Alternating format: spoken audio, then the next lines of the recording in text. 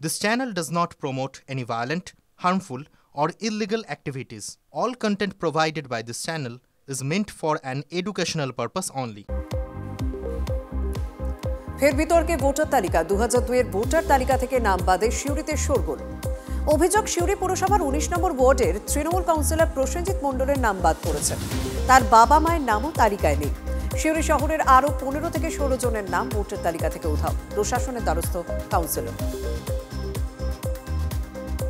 শ্রমশ্রী প্রকল্পের আশ্বাসের পরেও ভিন রাজ্যে পাড়ির ঝোঁক। এখনও ভিন রাজ্যে পাড়ি দিচ্ছেন বহু পরিযায়ী শ্রমিক। ফারাক্কা স্টেশনে মালদা মুর্শিদাবাদে পরিযায়ী শ্রমিকদের ভিড়। কাজের জন্য পাড়ি দিল্লি বেনারসে বলছেন শ্রমিকরা। বাংলায় কাজ নেই, শ্রমশ্রী 5,000-এ পেট চলবে না বলে দাবি পরিযায়ী শ্রমিকদের। মালদার মুথাবাড়িতে আক্রান্ত তৃণমূলের মহিলা কর্মী, হাত কেটে নেবার চেষ্টা। বুকেও একাধিক কোপ মারার অভিযোগ বিজেপি কর্মীদের বিরুদ্ধে। আক্রান্ত তৃণমূলের মহিলা কর্মীর স্বামীও। গুরুতর আহত অবস্থায় মহিলা মালদা মেডিকেল কলেজে ভর্তি। অভিযোগ অস্বীকার, গ্রাম্য বিবাদ বলে দাবি বিজেপি। প্রধানমন্ত্রী বঙ্গসফরে এবারও রাজ্যে থাকলেন না দিলীপ ঘোষ। সকালে বেঙ্গালুরু উড়ে গেলেন বিজেপি নেতা। মোদীর সভায় আমন্ত্রণ পাননি, তা আগেই জানিয়েছিলেন। ভাষণ মোবাইলেও শোনা যাবে। মন্তব্য বিজেপি নেতার। অভিমানের প্রশ্নে অবশ্য বলছেন দিলীপ ঘোষ কোনোদিন অভিমান করেনি, ছোটবেলা থেকে শুধু কাজ করেছেন। রাজ্য সরকার যদি আমাদের জমি দেয় তাহলে আমরা কলকাতা বিমানবন্দর পর্যন্ত বাকি প্রকল্প 9 মাসেই করতে পারবো। রাজ্য সরকারের উপর নির্ভর করছে তারা কি করবে। এভাবেই আজ রাজ্য সরকারকে কটাক্ষ করলেন কলকাতা মেট্রো জেনারেল ম্যানেজার। जो है स्टेट गवर्नमेंट के ऊपर है और कलकत्ता का वासियों के ऊपर है। उन लोग चाहे तो हम लोग को परमिशन मिल जाएगा तो हमको 5 से 6 7-8 महीना में मोस्ट प्रॉब्ली 1 साल तक भी लग सकता है, बट लेकिन हम लोग उसको जल्दी से जल्दी कर देंगे।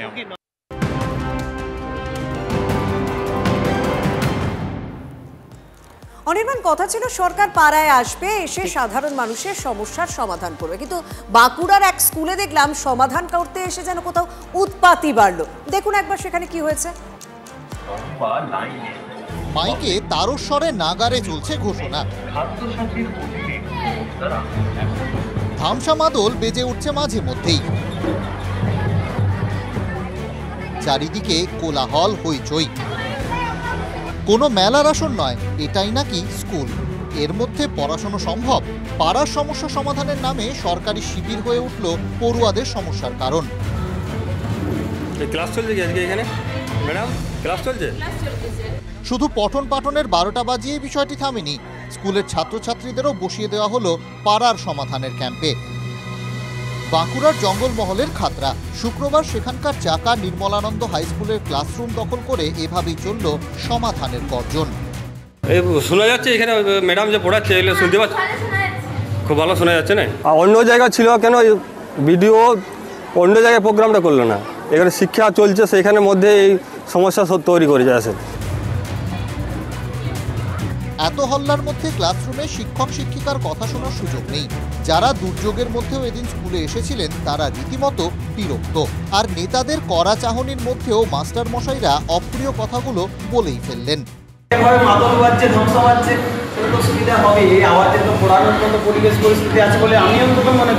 ছুটির দিনে, রবিবার বা অন্য কোনো ছুটির দিনে এই সমস্ত প্রকল্প করলে ভালো হয়, সেক্ষেত্রে পঠন পাঠনটা সুস্থভাবে হতে পারে। স্কুলের মধ্যে গিজগিজ করছে লোক। ছুটির দিনে কি স্কুলে শিবির করা যেত না? প্রশাসন আর কত দায়িত্বজ্ঞানহীন হবে? স্কুলে বাচ্চারা পড়ছে, সেই অবস্থা ভিডিও স্যার এইখানে বক্তৃতা ওনার কি কোনো দায়বদ্ধতা নাই? ওদের তো খাই দিয়ে কাজ নাই, শুধু পিছনে লাগাই কাজ। মানুষের উপকার কিছু করতে পারবে না, কোনো প্রবলেম হয় না। একদিকে আমার স্কুল চলছে, একদিকে আমার পাড়ার সমাধানও চলছে। পিছিয়ে পড়া জেলা বাঁকুড়ায় বাড়ছে স্কুল ছুট। কোনো কোনো স্কুলে আবার নির্দিষ্ট বিষয়ে শিক্ষক নেই। শিক্ষক পড়ুয়ার অনুপাত তো ছেড়েই দিন। খাতড়ার স্কুল বুঝিয়ে দিল শিক্ষা জলাঞ্জলি দেওয়ার জন্য আর কিছু না থাক, সমাধান তো আছে। বাঁকুড়া থেকে হীরক মুখোপাধ্যায়ের রিপোর্ট, TV9 বাংলা। জঙ্গলমহলের এক জায়গায় ছবি দেখলেন, আরেক জায়গায় ছবি দেখাই। কথায় বলে ঘর পোড়া গরু সিঁদুরে মেঘ দেখলে ডরায়, কিন্তু এ রাজ্যে তাও হয় না। রাজ্যের 2 মন্ত্রী এমন একটা জায়গায় আজকে গেছিলেন যে নামটাই এ রাজ্যে ডরানোর জন্য যথেষ্ট। কিন্তু ডর, ভয়, অন্তত অনুন্নয়নের তাদের আদৌ আছে কি? দেখুন তো। মহানগরে মেট্রো লাভের আনন্দ, ওখানে তখন রাস্তাটুকু না পাওয়ার ক্ষোভ। এটা বলতে পারবো তো আমাদের জন্য সরকারি আধিকারিকরা ম্যাডাম এবং বিবাহ ম্যাডাম যিনিও এসেছেন রাস্তায় দাঁড়িয়ে একটু শুধু দেখে যান রাস্তাতে আমরা কিভাবে। গ্রামবাসীদের অসন্তোষের মুখে পাড়া সমাধানের ক্যাম্প থেকে বেরিয়ে কাদামাখা রাস্তায় হেঁটে সমস্যা বুঝতে হলো রাজ্যের দুই মন্ত্রীকে। লালগড়ের দহিজুরির বাদরবনি গ্রাম, চারপাশের দরিদ্র আর অনুন্নয়নের দগদগে ঘা। সেখানে গিয়ে বন প্রতিমন্ত্রী বীরবাহা হাসদা আর কারামন্ত্রী চন্দ্রনাথ সিনহারা হাড়ে হাড়ে বুঝলেন অসন্তোষ কোথায়। বীরবাহা হাসদাকে আমরা বিগত প্রায় 4 বছর হয়েছে এই এলাকায় ভোটের সময় শুধু একবার এসেছিল, আর এই প্রথম এলো। আর সুকুমার হাসদা যিনি প্রয়াত হয়েছেন তিনি এসেছিলেন 12 বছর আগে। তিনি আসার সময় আমাকে আশ্বাস দিয়েছিলেন যে এই রাস্তা হবে, কিন্তু তিনি প্রয়াত হয়েছেন, এটা দুঃখের বিষয়। সেই তখন থেকে রাস্তা শুধু আশ্বাস দিয়েই যাচ্ছে যে রাস্তা হবে, কিন্তু আজও পর্যন্ত রাস্তা দিয়ে নেই। যে 15 বার টেন্ডারের কাগজ দেখেছে যে আমাদের স্কিম হয়ে রয়েছে, আমাদের পাস হয়ে রয়েছে, আমাদের কাজটা আজ স্টার্ট হবে, কাল স্টার্ট হবে, এই মাসের ভিতরে হয়ে যাবে, ডিসেম্বর মাসে হবে, নভেম্বর মাসে হবে, জুন মাসে হবে। গত 10 বছর ধরে হচ্ছে, শুধু নেতাগুলা বলছে টেন্ডার হচ্ছে, টেন্ডার পাস হচ্ছে না। তো আমরা কি এভাবেই সারা জীবনেই থাকবো নাকি? সামনে পেয়ে এদিন ঝাড়গ্রামের তৃণমূল বিধায়ক ও মন্ত্রী বীরবাহা হাসদার প্রতি অসন্তোষ উগরে দেন গ্রামবাসীরা।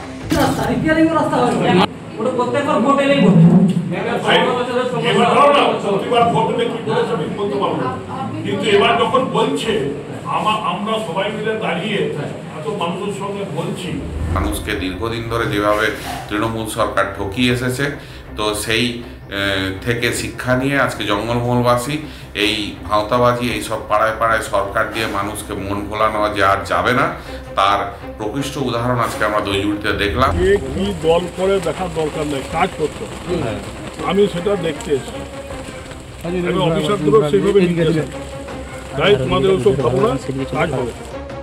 পরিস্থিতি সামাল দেওয়ার চেষ্টা করেন কারামন্ত্রী চন্দ্রনাথ সিনহা। 1.5 দশক আগে অনুন্নয়নকে হাতিয়ার করেই মাওবাদীরা পা রেখেছিল লালগড়ে, কিন্তু অতীত থেকে কি শিক্ষা নিয়েছে প্রশাসন? বাদরবনি থেকে কেন্দ্রডাংরি পর্যন্ত 1.5 কিলোমিটার রাস্তায় হাঁটার পরে নেতিবাচক উত্তর আসবেই। গ্রামবাসীদের মনেও অসন্তোষ। ঝাড়গ্রাম থেকে গয়া দণ্ডপাতের রিপোর্ট, TV9 বাংলা।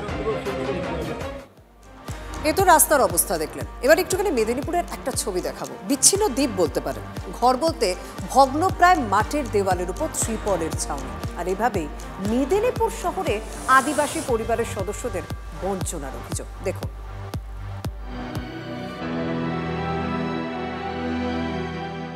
এই যে ঘরগুলো দেখছেন, মাটি, দরমার ভাঙা দেওয়াল, কোনো রকমের ত্রিপল দিয়ে ঘেরা। এখানেই দিন গুজরান বিক্রম সোরেন, দুনি মান্ডি, কৃষ্ণ সোরেনদের। এই ছবি কোনো প্রান্তিক আদিবাসী গ্রামের নয়, মেদিনীপুর পুরসভার 8 নম্বর ওয়ার্ডে। উন্নয়নের সাগরে যেন এক টুকরো বঞ্চিত দ্বীপ। কামারারা এলাকায় বাস 25টি আদিবাসী পরিবারের। তাদের অভিযোগ, জয় জহর হোক আর আবাস যোজনা, একাধিক সরকারি প্রকল্প থেকে বঞ্চিত তারা। পাইনি, ভাতা টাকাও পাইনি, লক্ষ্মী ভান্ডারও পাইনি। কোনো বাড়ি না না। জয় জোয়ার প্রকল্পে টাকা পান না? জয় জোয়ার টাকা পাই না, আমরা এখনো ওইটা খবর পাইনি। ভোট আসে, প্রতিশ্রুতি মেলে, আর ভোট শেষ হলেই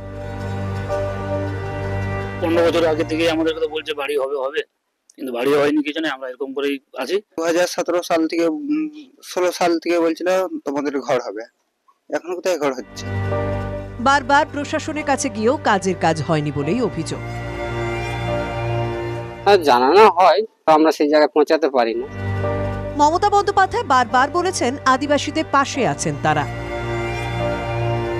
ধনুক নিয়ে, ধামসামাদল নিয়ে রাস্তায় প্রতিবাদ করে বলবেন কেন্দ্রীয় সরকার বাংলাকে বঞ্চনা করছে কেন? জবাব চাই, জবাব দাও। 100 দিনের কাজ দিতে হবে, জবাব চাই, জবাব দাও। একদম ধরবেন, আমি আপনাদের সাথে থাকবো। কিন্তু তার দলেরই পরিচালিত পুরসভা নিজেরাই স্বীকার করছেন আদিবাসীদের সমস্যা সমাধানে তারা ব্যর্থ। কিন্তু ব্যর্থতা স্বীকার করলে কি হবে?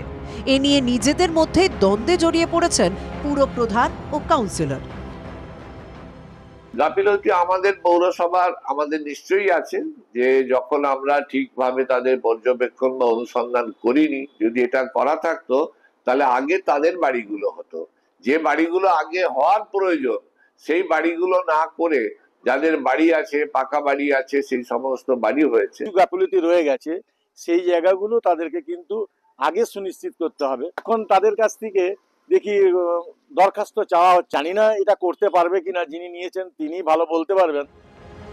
আর এ নিয়ে তৃণমূলকে নিশানা করে বিজেপির দাবি, ভোটের জন্যই আদিবাসীদের ব্যবহার করে তৃণমূল।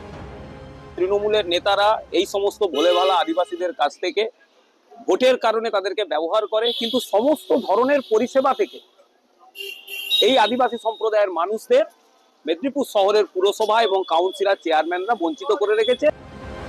রাজনৈতিক দরজা যাই থাকুক না কেন, শহরের এই আদিবাসী পরিবারগুলো কি আদৌ সুবিধা পাবে? সরকারের এত জনমুখী প্রকল্পের মাঝেও আর কতদিন বঞ্চনার শিকার হতে হবে আদিবাসী পরিবারগুলোকে?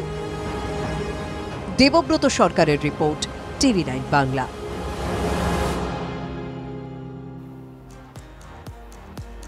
তোমার ডাকে সাড়া দিতে বয়েই গেছে, ডাকছে রাজ্য। কাদের? পরিযায়ীদের। রাজ্যের প্রস্তাব সপাটে ফিরিয়ে তারা চললেন কোথায় দেখুন। যতজন না বাংলায় ফিরে এসেছিলেন তার থেকেও যেন বেশি চলে যাচ্ছেন বাংলা থেকে, শয়ে শয়ে, হাজার হাজার। অথচ বিজেপি শাসিত রাজ্যগুলিতে আক্রান্ত পরিযায়ী শ্রমিকদের জন্য ঘটা করে প্রকল্পের কথা ঘোষণা করেছিলেন মুখ্যমন্ত্রী। যারা ফিরে আসবেন এককালীন ভ্রমণ সহায়তা সহ আমরা 5,000 টাকা দেব, মানে 1 বছর। শ্রমশ্রী প্রকল্পে মাসে মাত্র 5,000 টাকা, মানে দৈনিক 166 টাকা, যেখানে 100 দিনের কাজে অদক্ষ শ্রমিকের রোজ 223 টাকা, কিংবা ছোট চা বাগানে পাতা তুললেও 202 টাকা আসে। সেখানে ফেরত পরিযায়ীর দৈনিক ভাতা মাত্র 166 টাকা। 5,000-এর গাজর ঝুললেও পাত্তাই দিচ্ছেন না পরিযায়ী শ্রমিকরা। 5,000 টাকা তো আমাদের পকেট খরচা লেগে যায়। 5,000 টাকা কি হবে আমাদের? ওখানে গেলে মোটামুটি 18,000 হয়ে যায় ইনকাম মাসে। 5,000 টাকা কি হবে? পয়সা সঙ্গে চলবে না? 5,000 দিয়ে বলেছে তো। 5,000 টাকা কি হবে 5,000 টাকায়? যেখান থেকে অমৃত ভারত এক্সপ্রেসে পিলপিল করে উঠছেন পরিযায়ী শ্রমিকরা, সেটা নিউ ফারাক্কা স্টেশন, মুর্শিদাবাদ মালদার সীমানায়। 2 জেলা থেকে ঝেঁটিয়ে দলে দলে পরিযায়ী শ্রমিকরা আবার চলে যাচ্ছেন দিল্লি, হরিয়ানা বা বেনারস। তাদের সাফ কথা, গ্রামে আগে কাজের ব্যবস্থা হোক, তারপর সরকারের কি সব শ্রী প্রকল্পের কথা শুনবেন। মুখ্যমন্ত্রী আমাদের 5,000 টাকা মাসে মাসে দেবে বলছে, 1 বছরের জন্য দেবে। আমাদের তো আরো লাইফে পড়ে আছে, আমরা তো আর 1 বছরে কিছু হবে না। যদি কোনো কাজের ব্যবস্থা করে দেয় তো সব থেকে বেটার হবে এটা। সূত্র মারফত জানা যাচ্ছে শুধু মুর্শিদাবাদ জেলায় 3 লক্ষের বেশি পরিযায়ী শ্রমিক রয়েছেন। তার মধ্যে শামশেরগঞ্জে 32,000, ভগবানগোলায় 30,000, লালগোলাতেও 30,000, রঘুনাথগঞ্জে 25,000, সুতিতে 27,000, রেজিনগরে 26,000, সাগরদিঘিতে 20,000 পরিযায়ী শ্রমিক। তার ফল 2 জেলার একের পর এক গ্রাম পুরুষ শূন্য হয়ে পড়ছে।